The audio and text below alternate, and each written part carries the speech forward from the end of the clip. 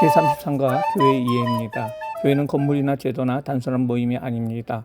교회는 하나님의 택하심과 부르심을 받아 그리스도 안에서 구원받은 사람들의 모임을 가리킵니다. 예수님을 그리스도로 고백하는 사람들이 모인 곳에는 예수님께서 성령을 함께 하시고 그곳에 그리스도의 몸된 교회가 세워지는 것입니다. 첫 번째로 교회 개념에 대해서 우리가 알아보도록 하는데요. 첫 번째로 교회에 관련된 용어에 대해서 우리가 알아보도록 하겠습니다. 구약에서 칼이라는 말이 있습니다. 집회, 회중, 총회라는 뜻으로 칼은 흩어진 이스라엘 백성들이 성막 앞으로 모이는 것을 말해주고 있고요. 두 번째로 에다라고 있습니다. 에다는 집회나 회중을 뜻하고요. 사람들이 하나님의 택한 특별한 사람들의 모임을 이야기를 하고 있습니다. 신약에 쓰이는 용어로서는 시나고게라는 말이 있습니다. 바벨론 포로 이후에 전 세계에 흩어져 있던 유대인들이 모여서 율법을 공부하고 예배를 드렸던 회당을 말하고 있습니다. 그리고 마지막으로 에클레시아가 있습니다. 불러내다 소집된 회중이라는 뜻을 가진 에클레시아는 일반적으로 신약의 교회를 의미하고 있습니다. 즉 에클레시아는 하나님의 택하심을 받은 자들이 세상에서 불러냄을 받아 소집된 회합이나 단체를 가리키는 것으로 집회 장소보다는 신자의 모임 자체를 의미하고 있습니다. 이제 교회의 정의에 대해서 우리가 알아보도록 하겠습니다.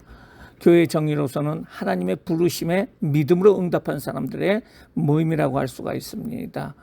예수님 앞에서 베드로는 주는 그리스도시요 살아계신 하나님의 아들이나이다 라고 마태복음 16장 16절에 고백을 하고 있는데요.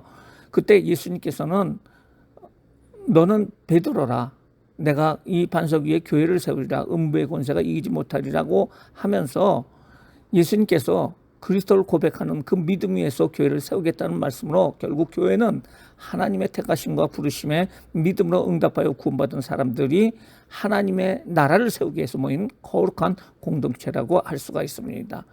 교회의 정의 두 번째로는 예수 그리스도께서 피로 사신 것입니다. 사도행전 20장 28절에 보면 하나님이 자기 피로 사신 교회라는 말이 나옵니다. 즉 예수 그리스도의 피로 말미암아 세워진 것이 바로 교회라고 할 수가 있습니다. 교회에 대한 정의 세 번째는 예수님의 몸이라고 할 수가 있습니다. 에베소서 1장 22절 23절 골로새서 1장 18절에 보면은 교회가 그리스도의 몸이며 그리스도는 교회의 머리됨을 기록하고 있습니다. 네 번째로 하나님의 집입니다.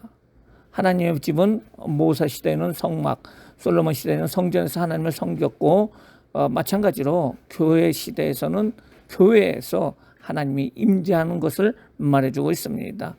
예수 그리스도의 신부라고도 얘기를 하고 있습니다. 성경 곳곳에 교회를 그리스도의 신부로 표현하고 있는데요. 고린도전서 11장 2절, 에베소서 5장 21절, 요한계시록 19장 7절에서 9절까지 바로 목숨을 버리기까지 교회를 사랑하시는 그리스도의 사랑과 함께 그리스도에 대한 교회의 전적인 순종을 요구하는 그 모습을 볼 수가 있습니다. 교회의 시작에 대해서 우리가 알아보도록 하겠습니다. 교회는 오순절 성령의 강림으로부터 시작이 됩니다. 예수님께서 내 교회를 세우리라고 하신 예언이 오순절 성령 강림으로 말미암아 성취되는 것을 우리가 알 수가 있습니다. 교회의 속성을 우리가 크게 네 가지로 볼 수가 있는데요. 보편성입니다. 인종, 민족, 계급, 신분을 초월한다는 것을 말해주고 있습니다. 누구든지 예수 그리스도를 영접하는 자들의 모임이 한 가족이 바로 교회이기 때문에 교회의 보편성입니다. 교회의 거룩성입니다.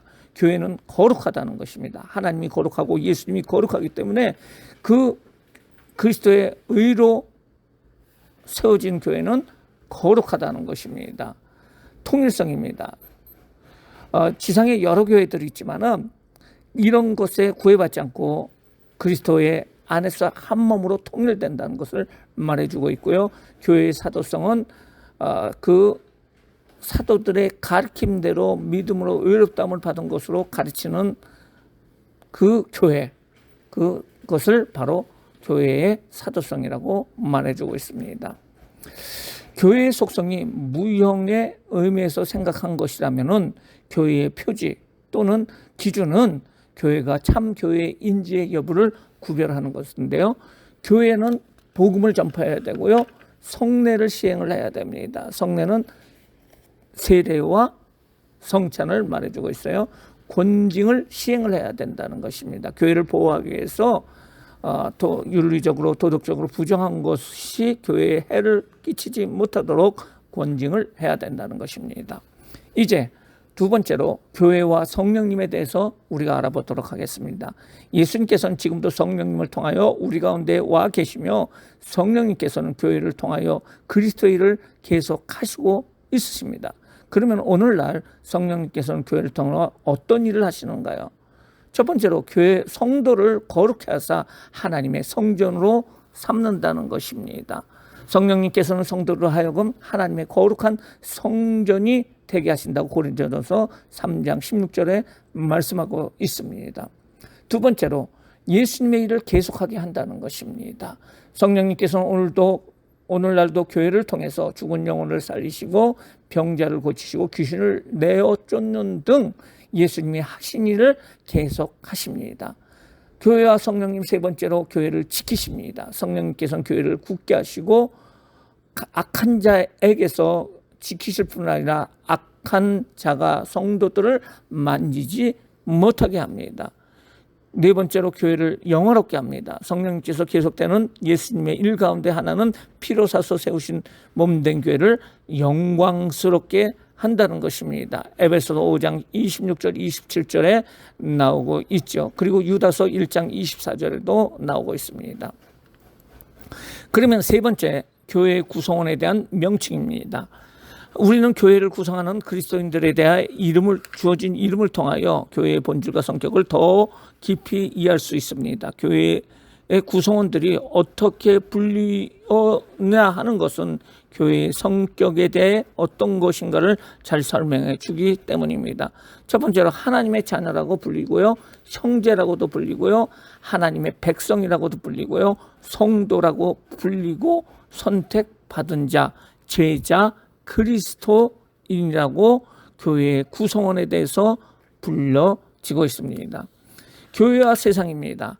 구원은 교회 안에 있다는 것입니다. 성경은 예수님 아닌 다른 이유로는 구원을 받을 수 없다고 얘기하고 있고요. 천하 인간의 구원을 얻을 만한 다른 이름을 우리에게 주신 일이 없다고 사도행전 4장 12절에 말해주고 있습니다. 그러므로 예수 그리스도의 피로 제사함을 받고 구원받은 성도들로 구성된 교회를 통해서 이 그리스도의 진리가 선포되고 구원은 오직 예수 그리스도 안에 교회 안에서만 있다는 것입니다. 교회는 세상에 속하지 않았다는 것입니다. 세상과 교회는 근본적으로 다르다는 것을 우리가 알아야 된다는 것입니다. 예수 그리스도께서 세상을 이긴 것 같이 우리도 세상을 이길 수 있습니다. 또한 교회는 세상에 보내심을 받게 되었어요. 예수님께서는 우리를 세상에 보내신다고 요한복음 17장 18절에 말하고 있습니다. 세상으로 나갈 때 우리는 무엇을 가지고 나갈까요? 예수 그리스도의 이름을 가지고 나가야 된다는 것입니다. 복음의 기쁜 소식을 가지고 나가야 됩니다. 다섯 번째로 교회의 구조에 대해서 말씀드리도록 하겠습니다. 교회는 전투적인 교회와 승리적인 교회입니다. 전투적인 교회라는 것은 이 땅에 존재하는 모든 교회는 전투적인 교회입니다. 이는 이 땅의 교회가 공중권세 잡고 있는 마귀와 죄악에 대하여 끊임없이 영적인 전투를 계속하고 있기 때문에 그렇습니다. 그래서 우리가 그리스도로 군사로 부름받은 교회는 하나님의 전신갑주를 입고 임전태세를 갖추어야 합니다. 승리적인 교회입니다. 구원을 얻고 승리를 축하하는 하늘에 있는 교회가 곧 승리적인 교회입니다. 어떤 의미에서 교회는 지상에서도 승리하고 있습니다. 우리는 환난이나 공고나 핍박이나 기근이나 적신이나 위험이나 칼도 예수 그리스도로 인해 넉넉히 이길 수 있기 때문에 그렇다는 것입니다. 교회에 대해서 무형교회와 유형교회가 있습니다. 무형교회는 본질적으로 영적인 것이기 때문에 눈으로 확인될 수 있는 것이 아니라는 것입니다. 베드로는 소아시아에 흩어진 그리스도인들을 가르쳐 하나님 아버지의 미리 아심을 따라 성령의 거룩하심으로 순종함과 예수 그리스도의 핏부림을 얻기 위하여 택하심을 받은 자라고 베드로전서 1장 2절에 말하고 있습니다. 또한 택하신 족속이요 왕같은 제사장들이요 거룩한 나라요 그의 소유된 백성이라고 하였습니다. 이것이 곧 교회의 무형적인 면을 보여주고 있습니다. 유형교회입니다. 교회는 그리스도를 향한 신앙 고백이나 행위, 말씀과 성례, 의형적인 조직과 정치 등을 통하여 눈으로 보이는 형태로 가지고 있는 것, 나타나는 것, 이것이 바로 유형교회라고 할 수가 있습니다. 교회는 유기체로서의 교회와 조직적인 교회가 있습니다. 유기체로서의 교회는 그 인간의 신체를 비유해서 교회가 유기체임을 말해주고 있습니다. 로마서 12장 5절 말씀에, 고린도전서 12장 13절 말씀에 다 성령 안에서 세례를 받아 한 몸이 되었다고 얘기를 하고 있는데요. 교회는 영적인 능력을 소유한 교회로서 각종 은사와 능력과 재능에 따라서 주의 일을 위해서 사용된 유기체적인 교회입니다. 또 조직체로서의 교회가 있습니다.